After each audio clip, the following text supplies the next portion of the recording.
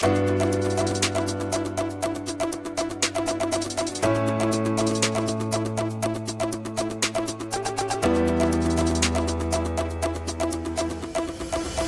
dans le podcast Empreinte Humaine, le premier podcast qui parle de santé mentale au travail. Le rendez-vous pour mieux comprendre les enjeux humains du travail à la croisée de la recherche, de la prévention et des actions en entreprise. Je suis Christophe Nguyen, psychologue du travail et président d'Empreinte Humaine. Et moi, Jean-Pierre Brun, expert conseil, cofondateur d'Empreinte Humaine. Dans ce podcast, on donne la parole à ceux et celles qui font bouger les lignes, RH, chercheurs, praticiens, des deux côtés de l'Atlantique. L'idée est de croiser les regards, poser les bonnes questions et proposer des pistes concrètes pour construire un monde du travail plus sain, plus humain et plus durable. Bonjour à toutes et à tous. Bienvenue dans un nouvel épisode du podcast Empreinte Humaine. Aujourd'hui, nous avons le plaisir de recevoir Marie-Colombe Afota, professeure agrégée et chercheure de l'Université de Montréal, spécialiste de la santé mentale au travail. Ses travaux interrogent la relation aussi superviseur-subordonné et elle aborde en profondeur le rapport au travail, à l'engagement et au surinvestissement. Et c'est surtout sur ces enjeux de surinvestissement que nous aurons l'échange aujourd'hui. Ensemble, on va parler de santé mentale au travail, bien sûr, mais aussi de normes sociales, de management, de télétravail et de cette question qui traverse beaucoup d'organisations aujourd'hui. Pourquoi travaille-t-on autant et à quel prix? Bonjour Marie-Colombe. Pour commencer, est-ce que vous pouvez nous dire qui vous êtes, votre parcours, ce qui vous a conduite à vous intéresser à ces questions de santé mentale et de rapport au travail? Oui, bonjour et merci de me recevoir sur ce podcast. Je suis professeure à l'Université de Montréal, professeure-chercheur en comportement organisationnel, ressources humaines, santé au travail. Et j'ai deux grands axes de recherche, deux grandes questions que je me pose à travers mes recherches. La première étant pourquoi travaillons-nous autant? Et c'est ce dont on va parler aujourd'hui. Avec vraiment cette idée de comprendre c'est quoi ces forces, c'est quoi ces mécanismes qui nous poussent à nous investir autant dans le travail quand il n'y a pas de contraintes formelles nécessairement. Et puis la deuxième question que je me pose concerne les relations interpersonnelles entre manager et employé et notamment cette question de la bonne distance. À quel point c'est une bonne chose d'avoir des relations de proximité avec son supérieur hiérarchique. En termes de parcours, j'ai un parcours un petit peu hybride. Je suis en fait initialement diplômée d'une école de gestion, une école de commerce en France. Et puis j'ai travaillé 10 ans en entreprise, principalement dans un institut de sondage et études marketing. Puis je peux vous dire que ça m'a beaucoup inspiré sur mes thèmes de recherche. Et puis ça m'a tellement inspirée en fait que j'ai décidé de retourner aux études. Puis voilà, j'ai fait une maîtrise en psychologie du travail, puis une thèse en comportement organisationnel, ce qui est en fait très très proche de la psychologie du travail, pour poursuivre maintenant un parcours académique. Ce qui m'a intéressée, pourquoi aujourd'hui je me pose en fait vraiment toutes ces questions, puis avec in fine cet enjeu de la santé mentale que j'ai vraiment dans le viseur, qui me semble être le sens global de ma recherche, je dirais que c'est un double mouvement. Il y a quelque chose de très personnel là-dedans. Moi, j'ai toujours eu un problème avec cette idée qu'on pouvait passer sa vie à travailler, à travailler pour gagner sa vie. Il y a je pense un ouvrage en fait qui a été écrit, je pense en 2010-2011 d'une infirmière en soins palliatifs australienne qui a fait beaucoup de bruit, qui s'appelait Bronnie Ware, puis qui a interrogé toutes ces personnes au bord, en soins palliatifs, au bord de la mort, sur les grands regrets qu'ils avaient avant de mourir. Et ça m'a beaucoup marqué. Le deuxième regret exprimé, c'est « je regrette d'avoir travaillé autant ». Donc, moi, c'est vraiment, je me dis, j'avais vraiment un problème avec cette idée de, mais quand je travaille autant, je passe à côté de toutes les autres choses que la vie m'offre. Je passe à côté de tous les autres rôles que ma vie m'offre. Et donc ça a vraiment façonné cet intérêt. Il y a une deuxième chose qui m'a beaucoup marquée et que j'aimerais partager. Moi, j'ai commencé mes études en école de commerce, qu'on appelle les grandes écoles en France. Ce type d'école qui forme, entre guillemets, vraiment cette élite, toutes ces personnes qui vont travailler en entreprise, qui vont devenir cadres, qui vont avoir des emplois où généralement ils vont travailler beaucoup, beaucoup. Eh bien, première semaine dans cette école, on nous met tous dans un amphithéâtre et là, on nous diffuse un film qui s'appelle « Violence des échanges en milieu tempéré ». Alors, ce film... il raconte l'expérience d'un jeune cadre dynamique, 25 ans, fraîchement diplômé, qui est envoyé dans une usine pour préparer son rachat. Et en fait, ce film montre d'une façon extrêmement claire cette tension entre les objectifs de rentabilité qu'on a en organisation avec le souci de l'humain, le souci de la dignité humaine, le souci de la santé humaine. Moi, ça m'a énormément marqué, ça m'a énormément questionné. Ça, c'est pour l'aspect personnel. Puis après, je dirais, j'ai travaillé 10 ans dans le privé, puis vraiment, c'est peut-être que j'arrivais avec un regard très naïf, mais moi, il y a énormément de choses qui m'ont choquée. Cette culture des longues heures, mais vraiment à tous les niveaux, et pourtant, je ne travaillais pas dans les organisations les plus... celles qui promeuvent le plus les longues heures, mais cette idée que si tu pars avant 19 heures, tu prends ton après-midi, on l'a tous entendu, mais... Tu sais, quand je raconte ça au Québec, parfois on me regarde, mais c'est pas vrai que les gens disent ça. Mais si, je te jure, si tu pars à 17h30, si on te dit tu prends ton après-midi, haha, très drôle. Voilà, cette sorte de valorisation des quelques personnes qui passent nuit et jour au travail, qui travaillent le week-end, tout le monde sait qui sont ces personnes. Ces personnes, elles sont promues, ces personnes, elles sont valorisées. Même si par ailleurs, elle ne démontre pas un niveau de bonheur apparent très important. Quelque part, personne ne se pose la question. Et puis, il y a tous ces autres éléments. Alors moi, j'ai assisté à des scènes lunaires de chefs colériques qui hurlent sur des employés pour des raisons, pour des raisons vraiment qui paraissent ridicules. Et puis, j'ai été élue plusieurs années à ce qui existait à l'époque. Ça a été supprimé depuis les CHSST, Comité Hygiène, Santé, Sécurité au Travail, qui étaient en fait des instances où on travaillait avec la direction sur comment améliorer la santé et sécurité des employés. Et je dois avouer que cette expérience m'a, j'ai envie de dire, interrogée. Dans la mesure où j'avais l'impression qu'on arrivait, nous, fraîchement, avec plein de bonnes idées, et puis qu'en face, on faisait semblant de nous écouter. Enfin, en tout cas, on avait vraiment l'impression d'être face à une direction, et même encore pire parfois, d'une médecine du travail, qui nous écoutait en se disant, il faut leur donner 2-3 brindilles pour qu'ils arrêtent d'être pénibles et de demander des choses, mais au fond, on n'avait pas tellement envie de prendre ce facteur de santé des employés en compte, en tout cas réellement. Ça a un petit peu, j'espère, j'ai l'impression que c'est un peu en train d'évoluer. Ça a évolué certainement un peu, oui. Et donc ce qui est intéressant, c'est que vous avez une expérience, un vécu, mais aussi cette expérience théorique sur cette idée de trop travailler.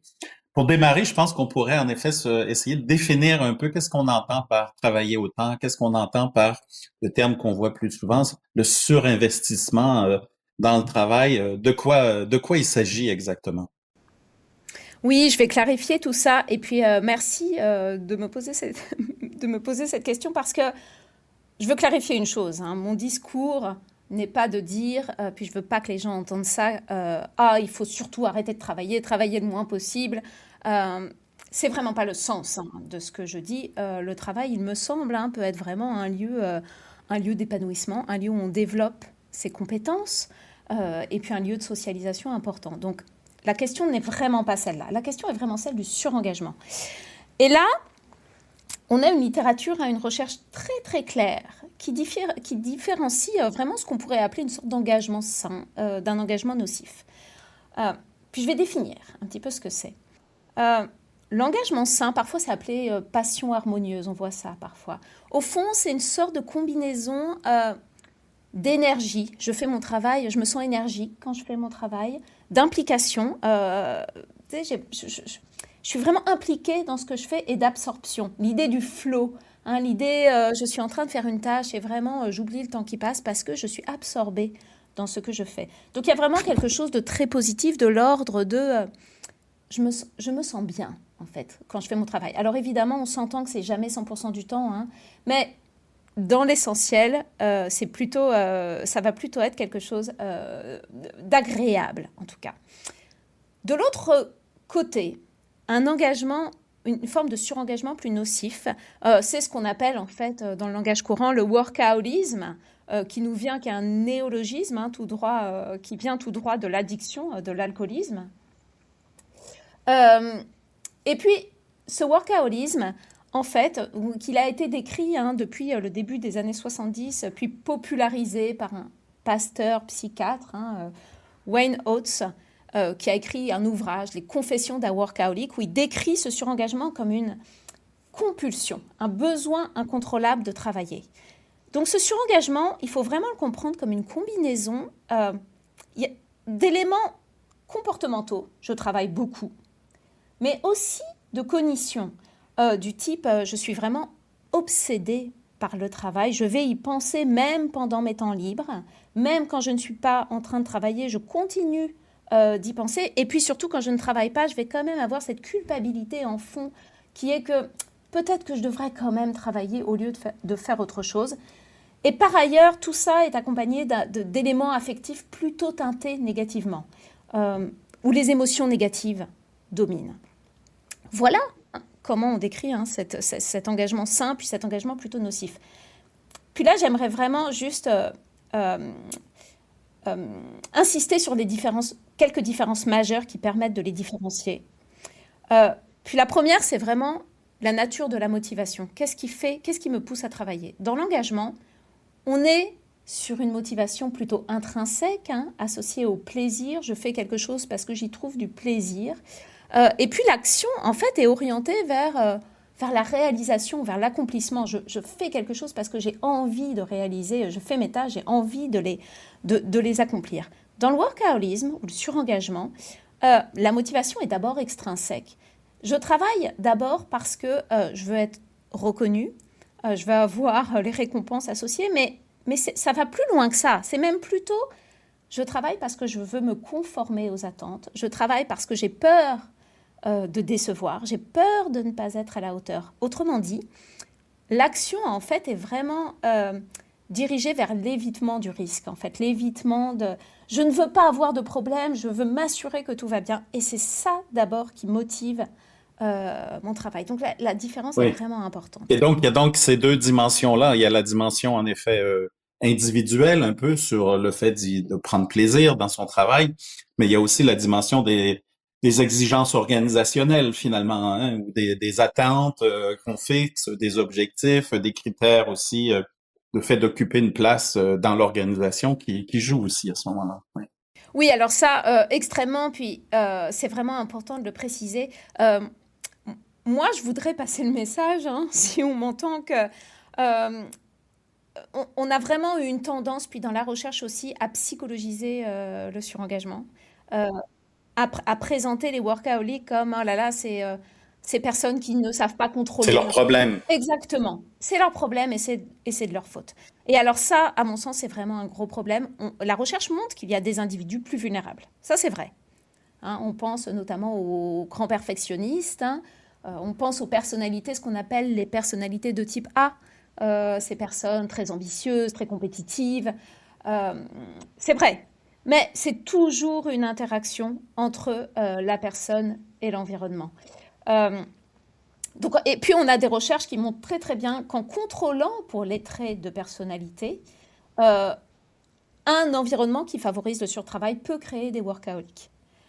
Donc en fait, cette idée de c'est l'individu qui a un problème, on en est revenu. En fait, la cause majeure du surengagement, elles sont doubles, hein, elles sont organisationnelles et sociétales. Ou managériales, peut-être aussi, hein, suivant le style de leadership qu'on peut avoir, ou de culture d'entreprise. Alors, vous mettez en parallèle le workaholisme et le surengagement.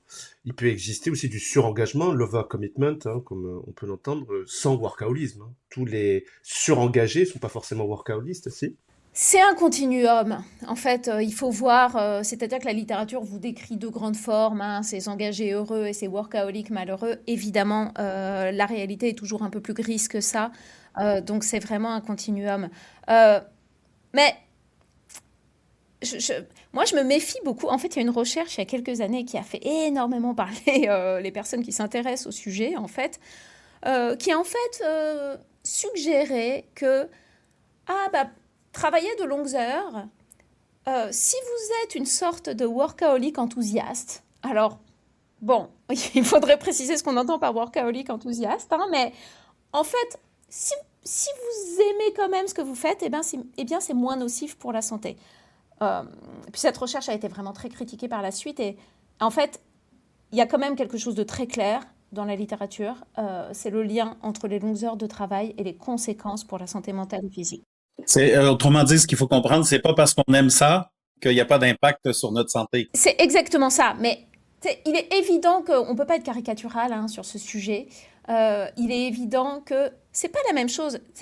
Si vous travaillez 50 heures par semaine, ce qui est considéré comme de très longues heures, au sens de l'Organisation internationale du travail, et que quand vous rentrez chez vous, vous arrivez à vous détacher, à faire autre chose, vous avez d'autres investissements, c'est sûr que ça ne va pas avoir les mêmes effets que après ces 50 heures de travail, vous rentrez chez vous, vous continuez d'y penser, à ruminer, vous mettez toute votre énergie dans le travail. Donc c'est sûr qu'il va y avoir une petite nuance, mais la recherche sur l'effet des heures de travail, elle est formelle. Au-delà de 45 heures, on augmente les risques de stress, anxiété, dépression, fatigue, risque cardiovasculaire, obésité, accident du travail. Donc, il y a un moment où, moi, je trouve ça assez dangereux de se cacher derrière « Ah oui, mais j'aime tellement mon travail que ça n'a plus de danger ». Oui. Quelles que soient ces stratégies de récupération qu'on peut avoir en dehors de ces heures de travail, quoi. Le temps de travail joue de façon claire et nette. Ouais. D'ailleurs, on observe malheureusement que dans les études qu'on peut voir, les diagnostics ou les plans d'action que les entreprises peuvent faire, souvent la question de la charge de travail ressort en numéro 1 comme facteur de risque. Or, on observe malheureusement peu d'actions vraiment primaires à la source sur la question de la charge de travail, des longues heures de travail. On va agir autour, peut-être, sur le soutien, la reconnaissance, les évolutions, ce genre de choses, mais on va pas s'attaquer au fond du problème parfois. En tout cas, merci beaucoup, c'est beaucoup plus clair. Et donc, je voudrais revenir sur un point parce que là, on a parlé en effet de la posture individuelle par rapport au temps de travail. On a parlé de la posture des exigences de l'organisation par rapport au temps de travail. Mais dans votre expérience que vous avez eue dans les années antérieures, vous nous avez parlé de la différence aussi entre la France et le Canada ou le Québec, la différence culturelle, je dirais, sur la notion de temps de travail. Est-ce que ça, vous avez exploré cette question-là, réfléchi un peu à cette question-là? Tout à fait. Puis cette question est vraiment intéressante et j'ai cherché à l'objectiver. J'ai réfléchi un petit peu au sujet, puis je me suis dit, bon, je vais commencer à aller regarder des statistiques. Et puis, la différence n'est pas si importante quand on regarde le nombre d'heures de travail.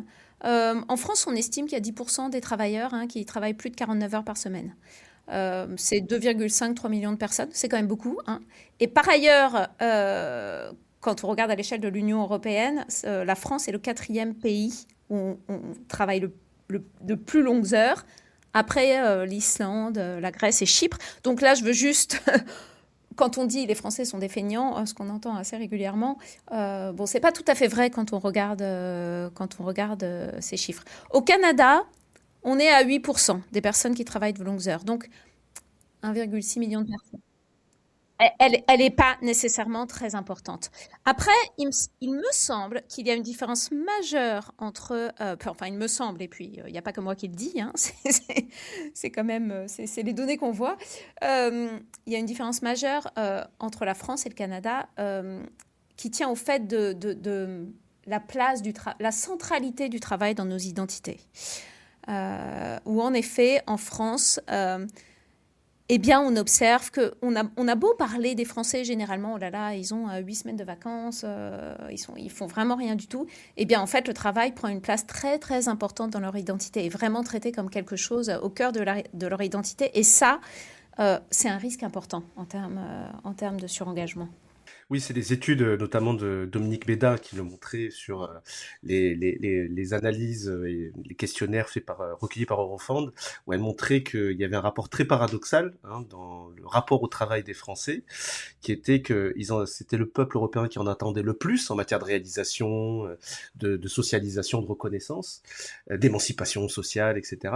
Et qui en même temps demandait à ce que ça prenne moins de place dans leur vie. Donc il y avait tout ce paradoxe, peut-être lié à ce surinvestissement, ou en tout cas ce besoin d'équilibre des vies, sujet sur lequel d'ailleurs les Français étaient avant le Covid. Je crois que ça a un peu changé avec la post-Covid en matière d'implantation notamment du télétravail, l'équilibre des vies qui était particulièrement, on va dire, un sujet d'insatisfaction pour les Français avant. Je crois que c'était moins de 18% qui étaient satisfaits de leur équilibre des vies. Peut-être c'est une différence, hein, avec le Québec, où on a une autre notion peut-être dans le management, la question d'équilibre des vies des salariés. Oui, il y a un glissement, mais il y a quand même je pense que c'est étonnant, en effet, de voir que quand on regarde les chiffres, il n'y a pas une énorme différence. Mais quand on regarde un peu plus les pratiques ou les commentaires, et simplement le commentaire que vous avez dit tout à l'heure, quand on part à 17h30 de dire qu'on prend son après-midi, jamais on entend ça au Québec. Jamais on va entendre ce commentaire-là. Donc, il y a quand même un rapport culturel au travail et au temps de travail qui est pas le même. Au quotidien, après, il faut pas oublier quand même qu'au Québec, on a beaucoup moins de vacances. Donc, si on prend une année normale, à la fin, probablement que les choses s'équilibrent. Et puis, moi, ce que j'observe au Québec, c'est que certes, à partir de 17h, il y a plus grand monde dans les locaux, mais enfin, on est à l'ère de la digitalisation du travail et il y a quand même un glissement, hein. Alors Marie Colombe, vous parliez tout à l'heure d'un continuum entre le surinvestissement et l'engagement sain. Est-ce qu'il y a une zone, on va dire, où on peut se dire, on bascule peut-être dans un surengagement qui peut être nocif pour ma santé? Est-ce que vous avez des indications à donner à un salarié qui se poserait ces questions?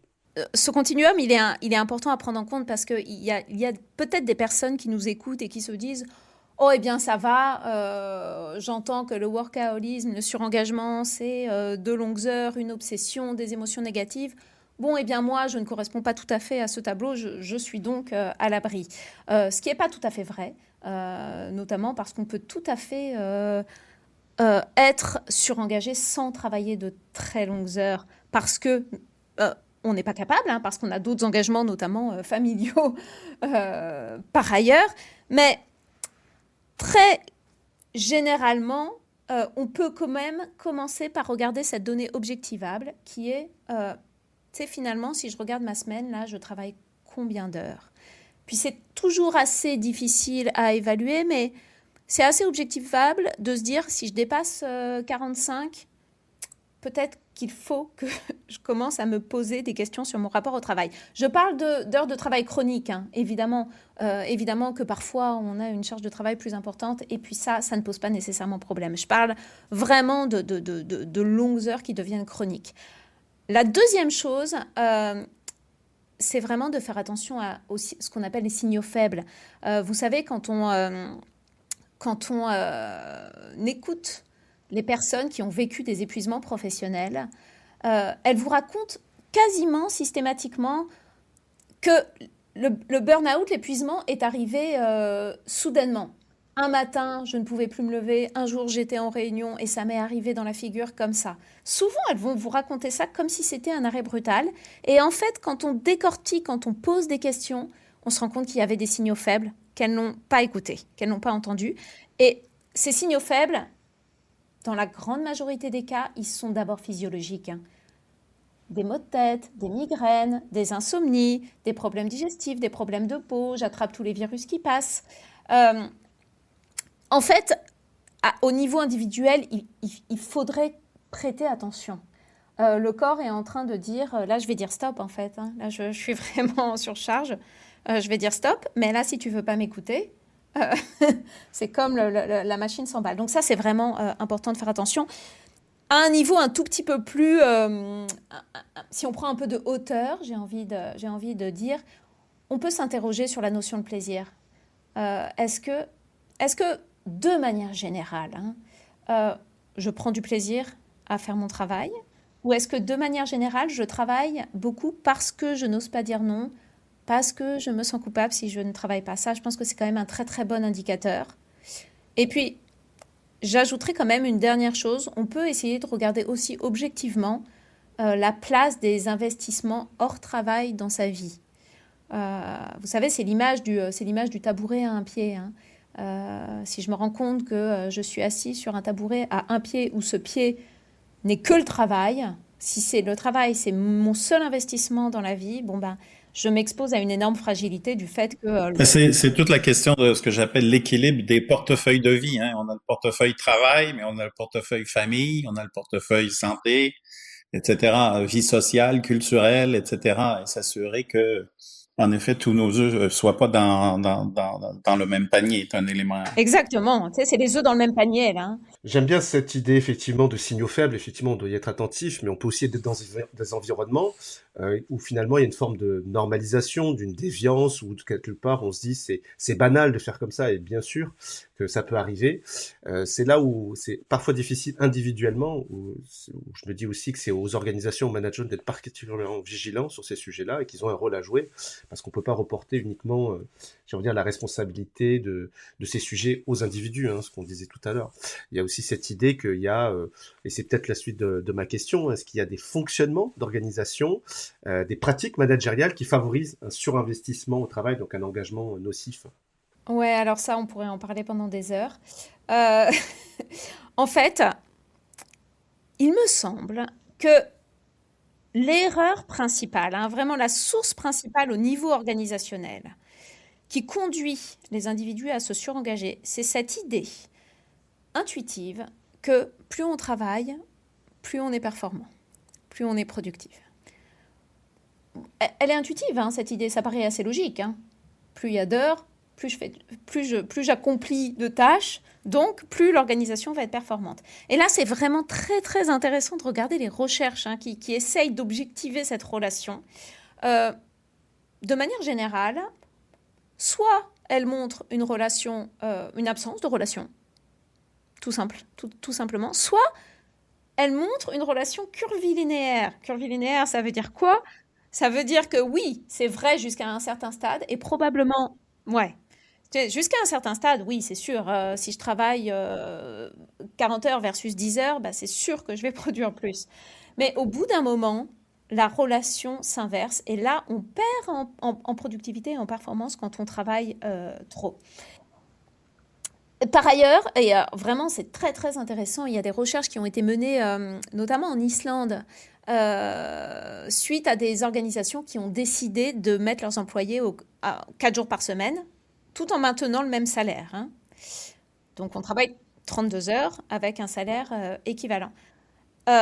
Et puis ce que ces recherches ont observé, c'est un effet neutre ou positif sur la performance de l'organisation et des employés qui vous disent « moi je me sens plus performant qu'avant parce que, notamment, c'est sûr, je suis plus reposé, donc je suis plus reposé, je suis plus concentré, puis je suis aussi plus nourri de mes activités extérieures, mais par ailleurs, je procrastine beaucoup moins parce que je sais que mon temps est limité. » Et on se pousse à réorganiser aussi des temps morts, des temps inutiles, inefficaces, hein. C'est tout ce qui est autour du sujet de bien faire le boulot, les temps de réunion chronophages qu'il va falloir, on va dire, un petit peu rogner.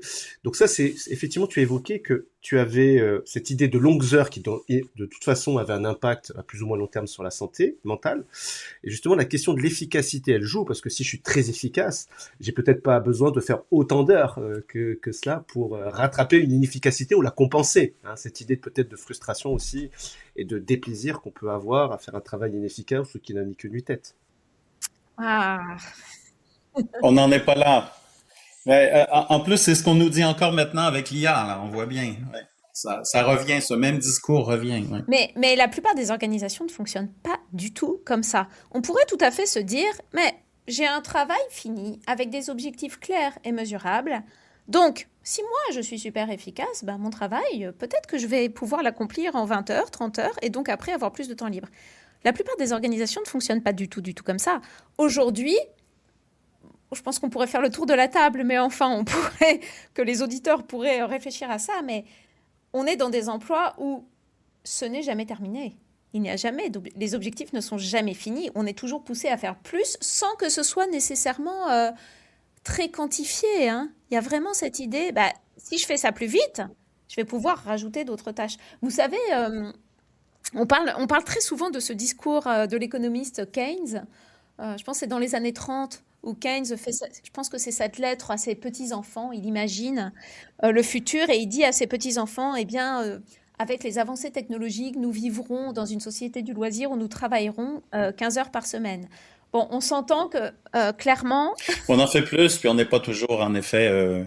Souvent, ce qu'on constate, c'est qu'on passe beaucoup de temps au travail, on est beaucoup en activité, mais ça ne veut pas dire qu'on est performant en tant que tel. Donc, c'est pas parce qu'on est en action que la performance est au rendez-vous tout le temps. exactement, c'est ce qu'on disait. Regardez les courriels, les emails, les ordinateurs.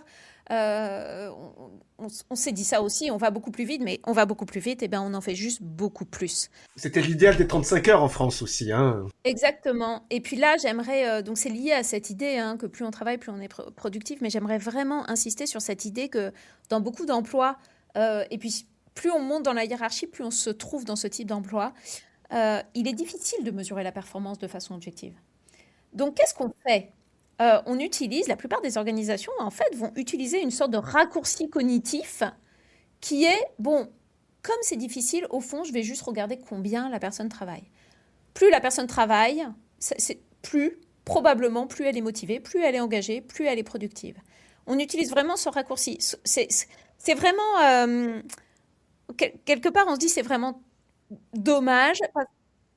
On est comme en train de se dire, ah bah, de valoriser les longues heures de travail en se disant qu'on va pousser l'engagement, et ce qu'on pousse, c'est pas du tout l'engagement, c'est le surinvestissement nocif. Donc en fait, Ouais. Alors, par rapport au surengagement, je voudrais savoir ce que vous pensiez des travaux de Siegrist, qui en parlait beaucoup hein, dans sa psychologie de la reconnaissance au travail, et qui expliquait que derrière le surengagement, il y avait une attente forte hein, de reconnaissance, finalement, et que plus on était engagé et surengagé, plus dans cette idée de balance, on attendait en retour, finalement, en matière de reconnaissance. Et de ce que j'en ai compris, hein, il y avait derrière les surengagés une forte attente. alors ça c'est drôle parce que effectivement, c'est vrai, mais ça marche, ça fonctionne aussi exactement dans l'autre sens.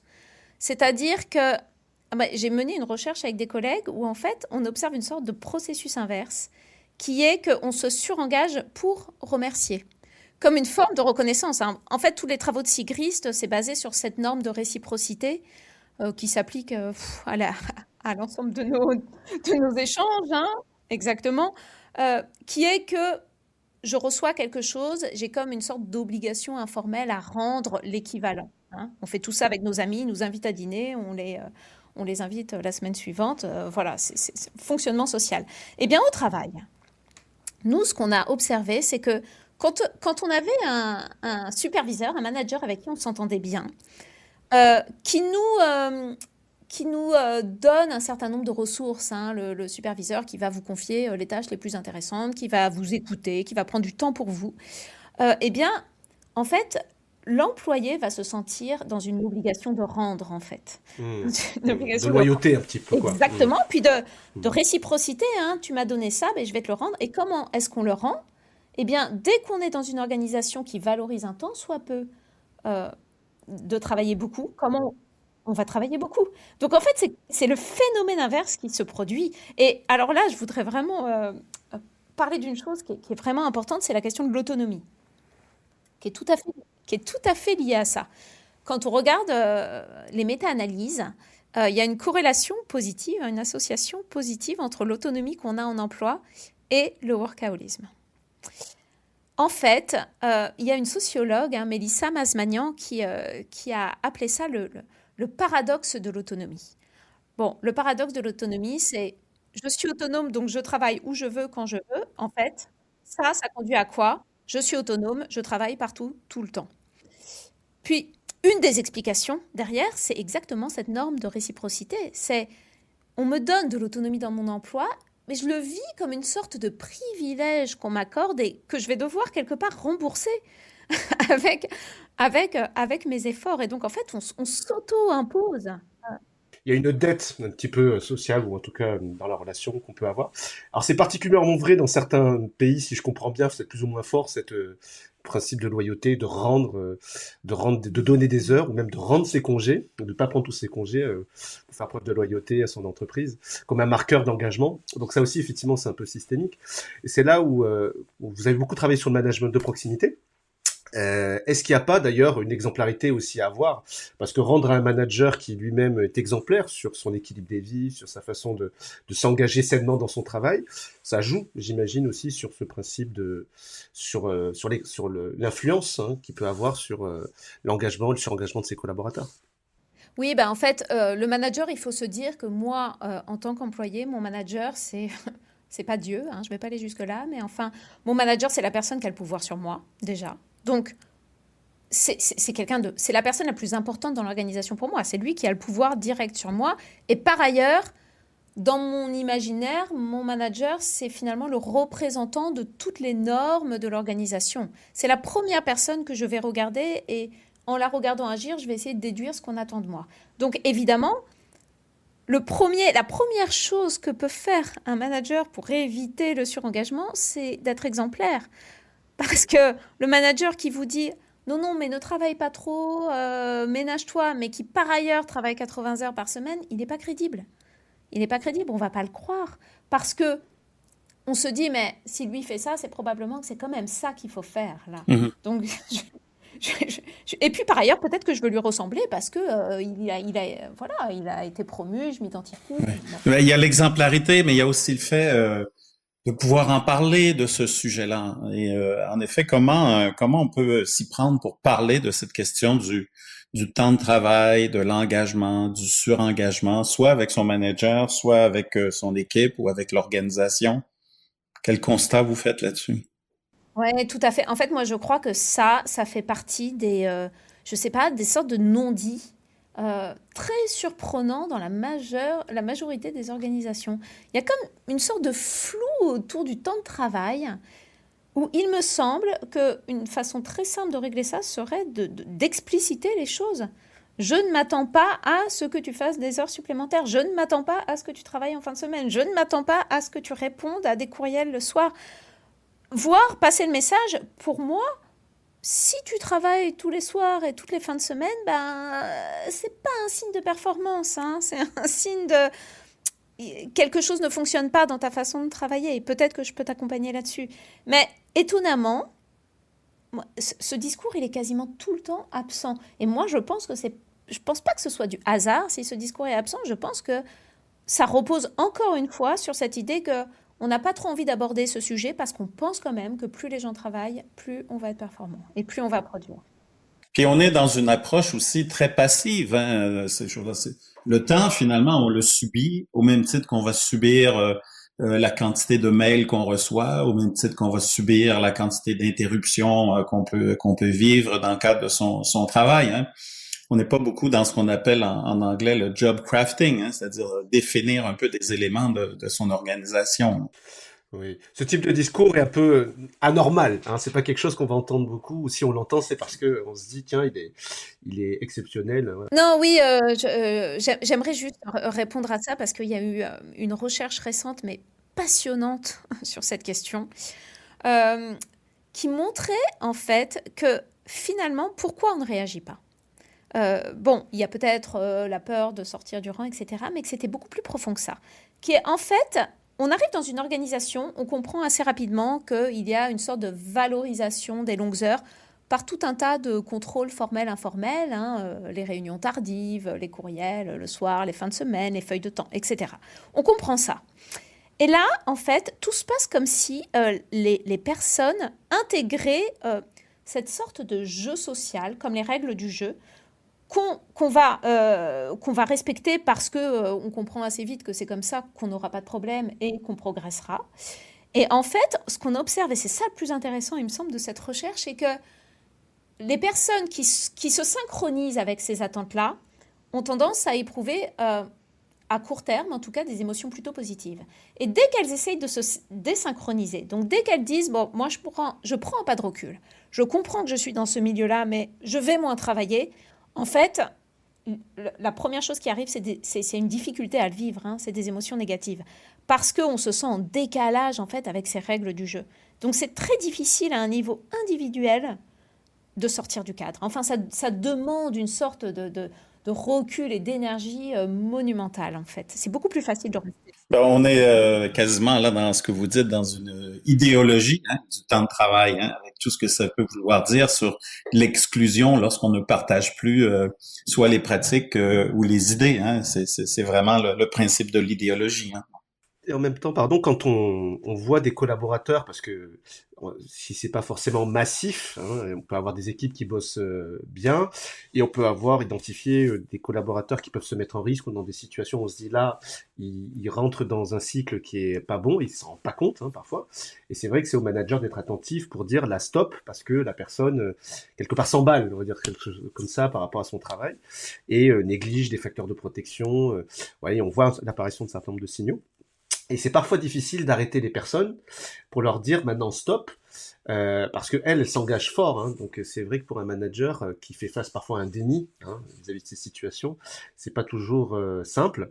C'est là où moi je crois qu'il faut être ferme hein, aussi sur son exigence. Est-ce que la personne s'arrête hein, et arrête son travail? Que ce qui est plus important, c'est sa santé, son état actuel et les inquiétudes que ça crée chez nous vis-à-vis de ce qu'elle est en train de produire ou faire.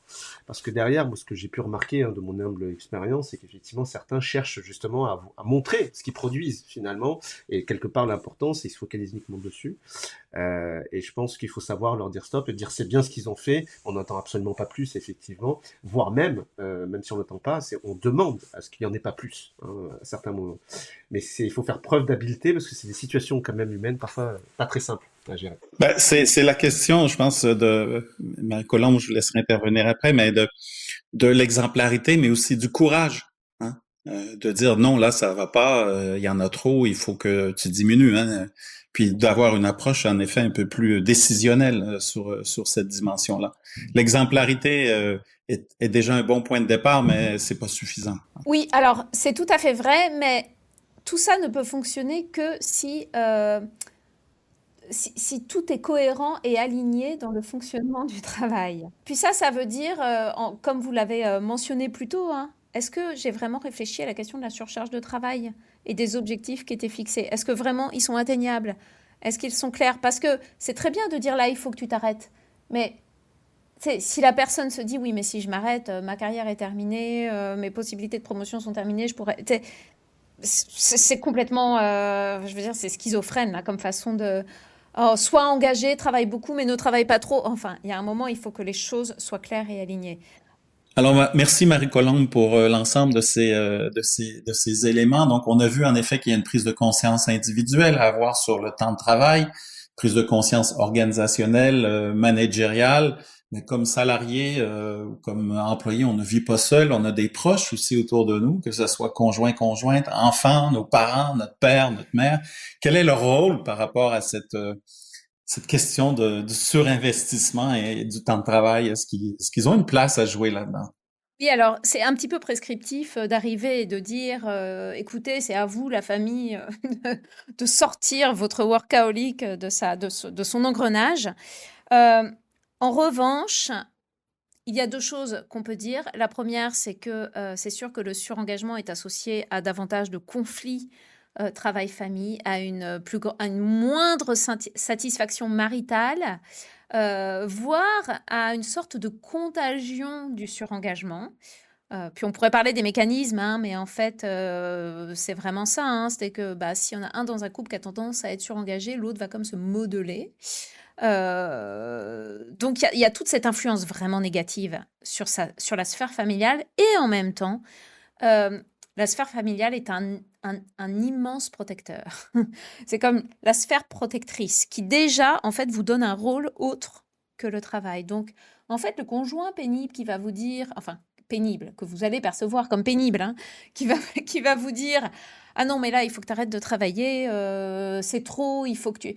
quelque part il est en train de vous protéger en fait, hein, quelque part il est en train de vous ramener dans investis-toi dans une autre sphère. Mais c'est très très compliqué parce que à court terme, le workaholic, souvent, va pas se dire: «J'ai envie d'en sortir», hein. À court terme, on est comme dans une sorte d'engrenage de fonctionnement qui tient jusqu'au moment où ça ne tient plus, hein, qui tient jusqu'au moment où on a des problèmes santé psychologique ou physique.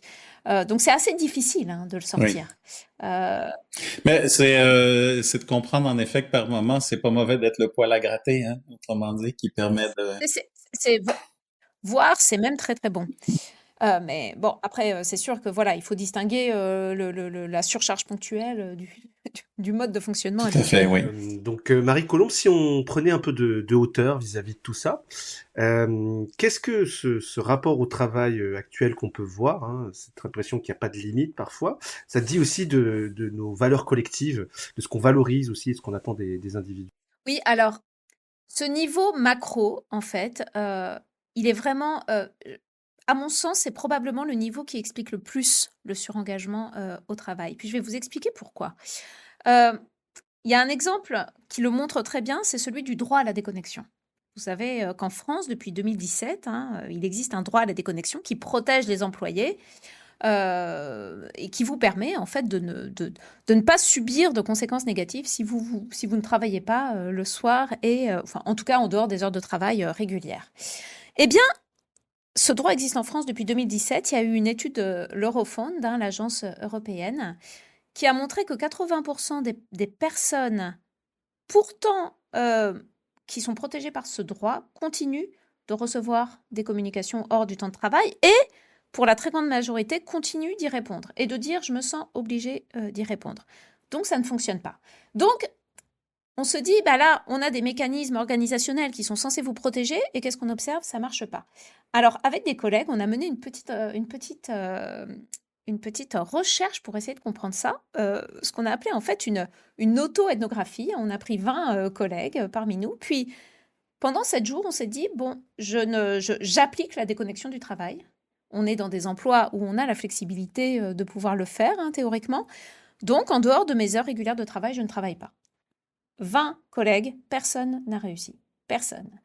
Et donc, on est évidemment allé chercher, mais comment c'est possible? Et en fait, ce qui est ressorti, et ça c'est vraiment intéressant, c'est tout un système normatif très puissant, souvent inconscient, qui pousse les gens à travailler quand même. Puis je voudrais juste décrire un petit peu les éléments de ce système parce que il me semble que c'est vraiment important pour comprendre ce qui se joue.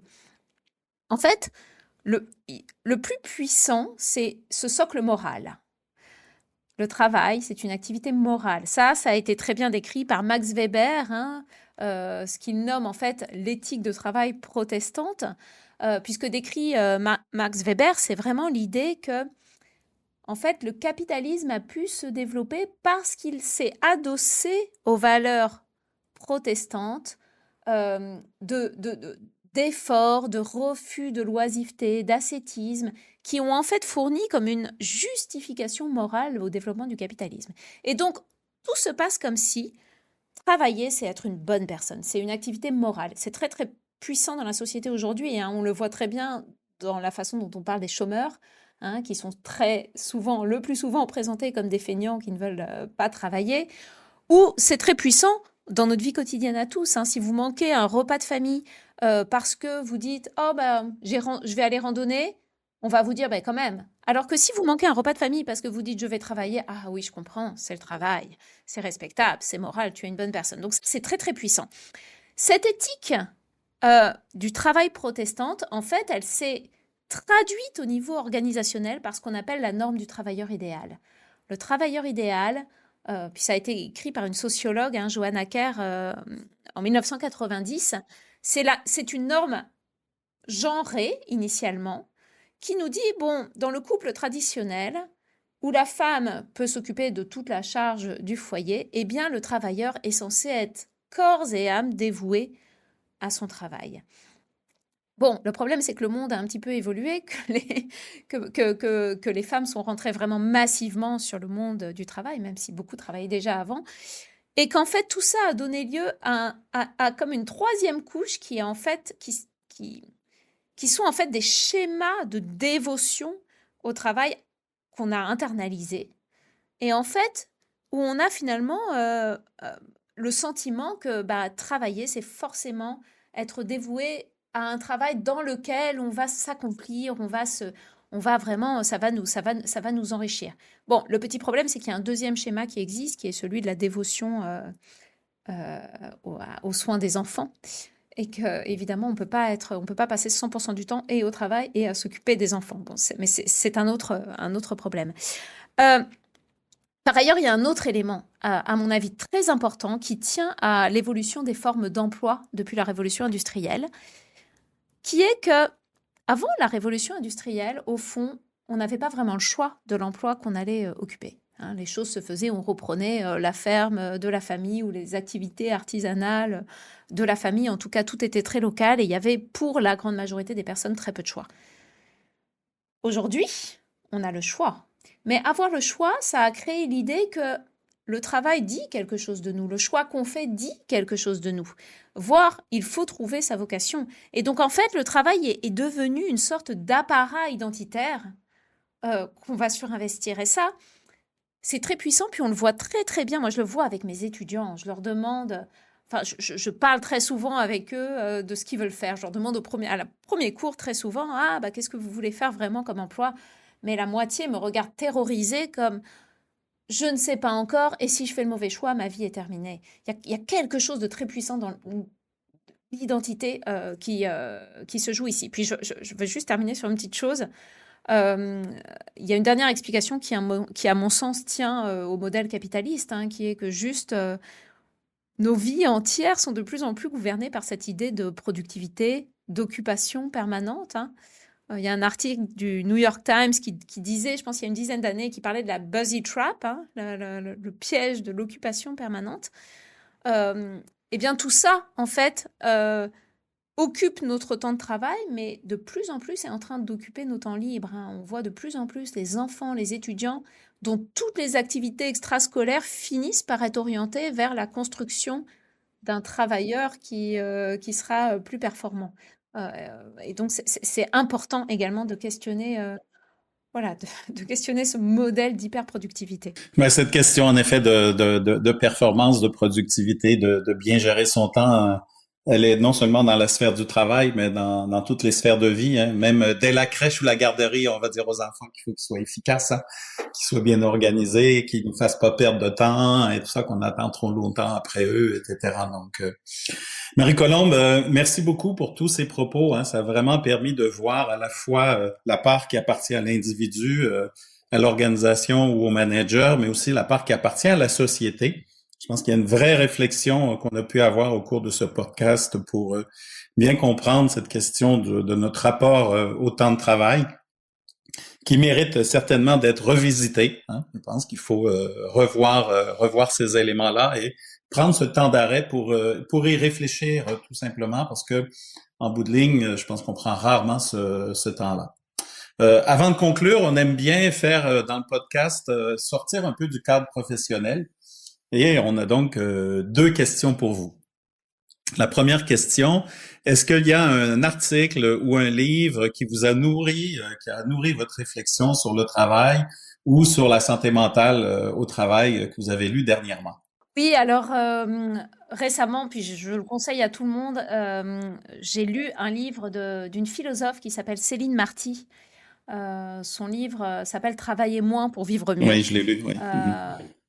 C'est ça, que j'ai trouvé passionnant. En fait, mais elle invite à repenser le travail en questionnant sa finalité, puis elle revient de façon vraiment importante sur les travaux d'André Gorz, qui était un théoricien de l'écologie politique et de la décroissance, et dont la thèse vraiment principale était, il y a un moment où pour un bien-être collectif et individuel, pour que ça advienne, il va falloir repenser notre modèle de croissance, consommer moins, produire moins, et repenser la finalité des emplois, ce qui veut dire probablement travailler moins et en tout cas travailler dans ce qui est utile. Enfin, réfléchir à ce que l'on produit. C'est très accessible, facile à lire et ça permet d'ouvrir un petit peu son cadre de... Oui, on mettra en référence son bouquin, tout à fait. Et sur une note un peu plus légère, un plaisir coupable ou un petit rituel du quotidien que vous manqueriez pour rien au monde? Écoutez, moi je vais vous donner le thème d'un prochain podcast. Je cours beaucoup, puis c'est comme On n'est pas dans l'addiction, mais on n'est probablement pas loin. Au bout de 2-3 jours sans courir, je me mets à trembler. Mais on va dire que c'est un plaisir coupable dans la mesure où il m'arrive de le faire en pleine journée, pendant les heures de travail, sans aucune culpabilité. Et ceci dit, je vous invite à vous intéresser à la recherche sur les liens entre l'activité physique, le sport et le travail, parce qu'il y a beaucoup de choses qui se font et qui sont très intéressantes. Ah ben merci, un très bon sujet. On va apparaître des bicyclettes sous les bureaux parfois pour C'est ça. Les tapis roulants, améliorer etc. la C'est performance ça. cognitive. Donc merci beaucoup à Marie Colombe pour cet échange qui nous permet de bien mieux comprendre ce qui se joue dans notre rapport au travail et à l'engagement. Et donc pour ceux qui souhaitent poursuivre les réflexions, retrouver vos travaux, comment est-ce qu'ils peuvent vous joindre aujourd'hui ou vous suivre? Oui, alors je ne suis pas très très active sur les réseaux sociaux, mais le plus simple, c'est ma page LinkedIn, Marie Colombe Afota, et j'y partage mes recherches au fur et à mesure. Ça marche. Merci beaucoup. À bientôt. Merci pour votre écoute. Si cet épisode vous a plu, pensez à le partager, en parler autour de vous et à vous abonner sur votre plateforme de podcast préférée. Vous pouvez aussi nous retrouver sur LinkedIn ou sur notre site empreintehumaine.com pour ne rien manquer. Merci de votre écoute et à très bientôt pour un nouvel épisode du podcast Empreinte humaine, le premier podcast dédié à la santé mentale au travail.